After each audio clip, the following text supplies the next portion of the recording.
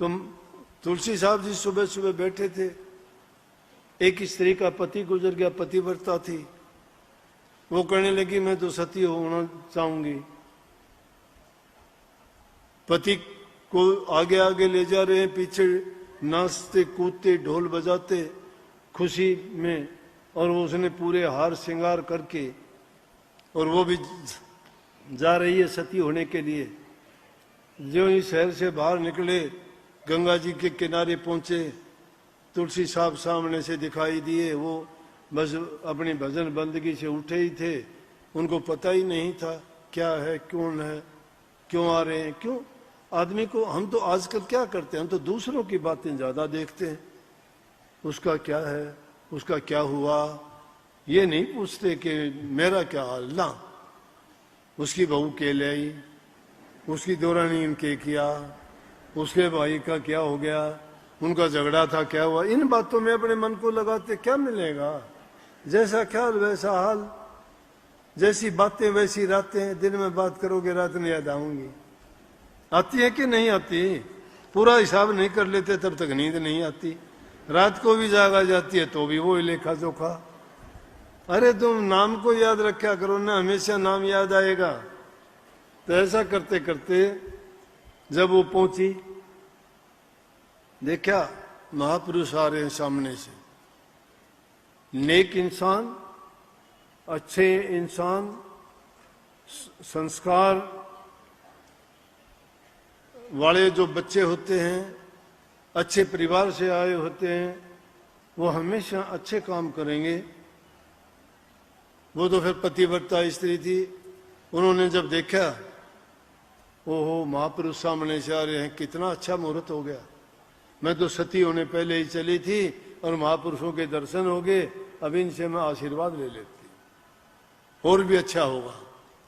आशीर्वाद लेने के लिए गई, तुलसी साहब ने देखा ही नहीं किसको आशीर्वाद दे रहे हैं, रख दिया सिर पे हाथ, देखते ही नहीं। और बात कही कि तुलसी आवत देख के सती नवायो शीश, कि तुलसी साहब को आते हुए देख के सती ने शीश नवाया।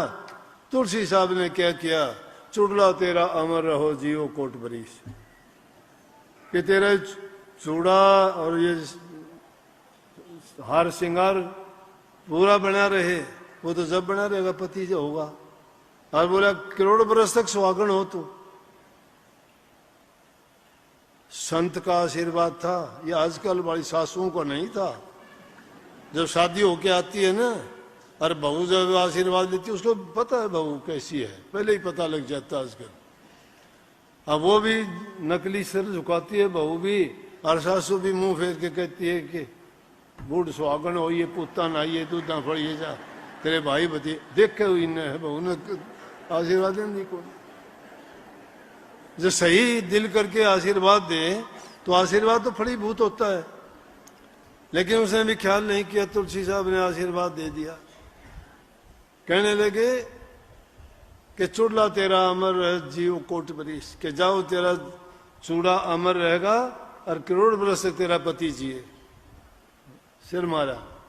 कहने लगी तुलसी साहब को पता ही नहीं, बेचारा भोला है। संत महात्मा भोले होते हैं, इनको पता ही नहीं क्या हो रहा है। मैं जाने लग रही हूं सती होने के लिए, ये कहता है करोड़ बरस से तेरा पति जिए, पति तो अब अग्नि में रखा जाएगा। कहने लगी तुलसी तो भोरे बहे भोरी कह गए बात, धूम धड़क कर मैं चली जड़ू मड़े के साथ। के तो भोले हैं, भोली बात कह दी, मैं तो धूम धड़ाके तो जान लग रही हूं, अब जाके अब जड़ूंगी। तुलसी साहब ने देखा, हाय ये क्या, मैंने कितना गलत काम कर दिया। अब देखो राम नाम की कमाई का। अब उनको याद आया कि प्रभु गलत हो गया मेरे से। तो हमारे से भी जब कोई गलती होती है तौबा किया करो, मालिक से माफी मांगा करो कि मेरे से गलती में, अनजाने में गलती हुई है, प्रभु माफ करो, आगे से ऐसी ना हो, आप मेरे ऊपर दया कृपा बनाए रखना। अगर ज्यादा बंदगी नहीं कर सकते तो कम से कम रोजाना इतनी तो कह ही सकते हो कि मैं गुनहगार हूं, मैं इस पाप रूप की दुनिया में रहता हूं जहां काल और माया का प्रकोप है, मेरे से भूल और गलतियां होती रहती हैं, मैं जानबूझ के भी करता हूँ और अनजाने में भी होती हैं। प्रभु आप सर्व समर्थ हैं, मैं दीनहीन गरीब अनजान अज्ञानी हूँ, आप मुझे माफ करो। अगर सच्चे दिल से तुम ये प्रार्थना भी कर लोगे तो तुम्हारी गलतियां तो माफ वहीं हो जाएंगी। लेकिन ये तौबा आदमी को सच्चे दिल से करनी चाहिए, बनावटी नहीं। जबान से तो रोजाना कहते हो प्रभु मैं तेरी शरण, प्रभु मैं तेरी शरण, शरण हो ही नहीं। जबान से कुछ कहते हो, मन में कुछ और चलता रहता है। जैसा तुम्हारे जबान से बोलते हो वैसा ही मन से भी कहो।